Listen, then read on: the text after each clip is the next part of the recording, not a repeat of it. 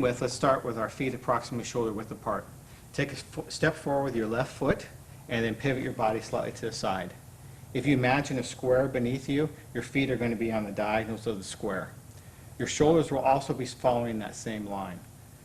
Your rear foot is going to be turned out approximately 45 degrees, and your front foot is going to be turned in just slightly. It's not going to be turned into the degree that your rear foot is, but it should be turned in just slightly. Your knees are going to be bent, as in any athletics, and your rear heel is going to be up. Now you want to keep your weight centered in the middle with the weight shifted towards the balls of your feet, so not on your heel. Even though it appears as though I have my front foot flat, I actually have the weight shifted towards the ball of my foot.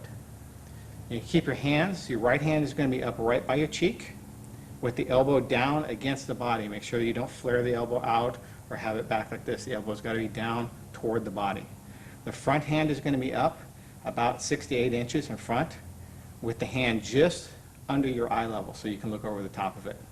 And finally, you want to keep your chin tucked down so that you're actually looking at your opponent over your eyebrows or through your eyebrows. From this position, your rear shoulder should be slightly lower than your front shoulder, giving emphasis to the right hand. Now that we have a basic understanding of this position, let's take a closer look at some of the details. Now, when you set up into your basic stance, it's very important that you keep your weight approximately 50-50. You don't want to shift your weight more toward your front foot or toward your rear foot. And again, as I said earlier, your weight is going to be on the balls of your feet and not over the heel. Obviously, your rear foot is up, but your front foot is also going to have the weight shifted more towards the ball of the foot. An old saying in boxing is that the heels are the brakes and the balls of the feet are the gas. It's a very important and very apt saying because, very rarely in striking are you ever going to be stepping on the brakes. So keep the weight in that position. And a good way to check and make sure that you have the proper weight distribution and that you can push off with both legs from the ground evenly is to just stand in your basic position and then squat. And as you squat and then push up, if you can do that without any preparatory movement by shifting your weight forward or backwards, you have your weight in the right place.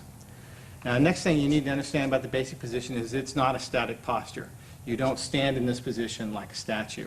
The idea is you constantly are moving so you reduce the chances that someone can just aim at a target area, and you keep your head elusive. So you want to move things with, like your hands. You make little movements with your hands, check your eyebrows with your hands, flexing at the knees, making little motions with the head, and little steps with the feet. So this is not a static position. Don't just stand there in front of someone like that. And whatever you do, this is one of my biggest pet peeves, don't bounce up and down. This is a very common thing that you see people do, and it's not correct. Boxers do not bounce up and down unless their opponent is across the ring from them. Anytime you need to get serious, you're going to be down in this position, and if there is any motion, it's going to be forward to back, not up and down this way. You have no real way of delivering power from that position quickly. Now let's look at some of the most common mistakes when people set up in this position.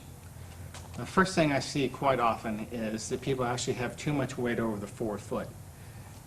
Generally what happens when you do this is the rear shoulder tends to rotate slightly more forward. And from this position, you're really in not a very good position to deliver power with your right hand. It takes all the juice or pep off of it, and you've opened up much more target area. So we need to keep that weight centered and back and in the middle. Too much weight on the forward foot, I'm giving dominance to my lead hand and not enough dominance to my front hand. So if you are a hooker and you like to throw hooks to the body and to the head, you may do this, but you're going to be telling your opponent right away that that's your forte.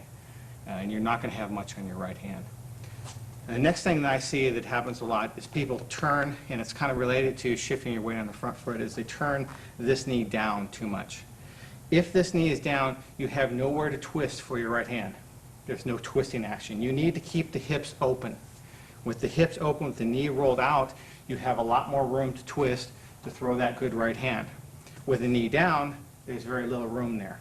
And again, it's very much related to putting more weight on the front foot than you need to be. Now, the next couple of things that I see people do wrong relate to how they set up with their opponent. Rachel? When you set up with your opponent, you need to set up so you're just outside of range. If they extend their lead hand out, you should be just outside of that range so that they must take a step to reach you.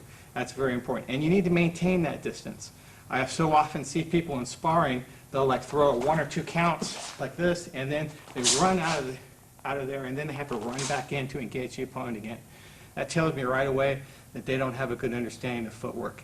You constantly want to be maintaining this position. When you back out to just that distance, no further, because you don't want to have to go running back in to get the guy again. The next thing is how you set up with your head position. Often I see people put their head and they line their head up right up with the center line of the other person's head. That means your head is right in the middle of the traffic lane. It's just like a freeway.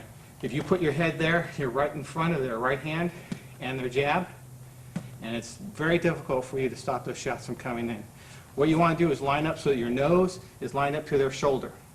That's where you want to be. It's a subtle difference, but it makes all the difference in the world in terms of getting hit. So head not in the center here. You want to line up nose to shoulder.